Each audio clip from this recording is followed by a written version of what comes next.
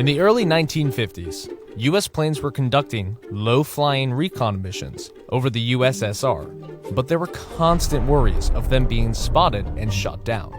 So, in 1954, President Eisenhower authorized the development of a top-secret, high-altitude recon aircraft, dubbed Project Aquatone. The program required a remote location that wasn't easily accessible to civilians or spies. Area 51 fit the bill perfectly. It was in the Nevada desert near a salt flat called Groom Lake.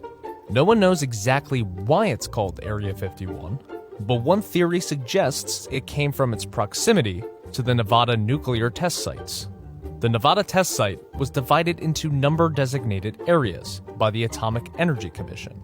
The location was already familiar territory for the military, as it had served as a World War II aerial gunnery range. In the summer of 1955, sightings of unidentified flying objects were reported around Area 51. That's because the Air Force had begun its testing of the U-2 aircraft. The U-2 can fly higher than 60,000 feet. At the time, normal airliners were flying in the 10,000 to 20,000 feet range, while military aircraft topped out at around 40,000 feet.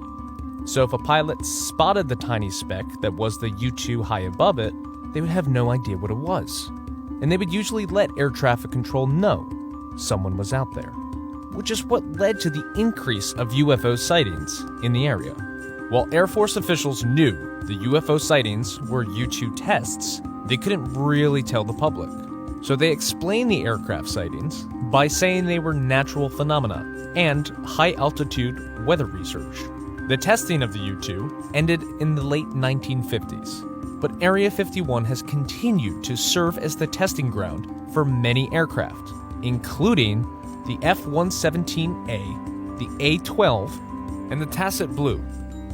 No one knows for sure what Area 51 is up to these days.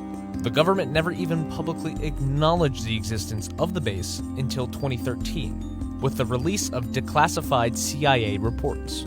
But if you're ever at the Las Vegas airport, keep an eye out for some small, unmarked passenger planes in a fenced-off area. They're how Area 51 employees get to work from their homes in Vegas.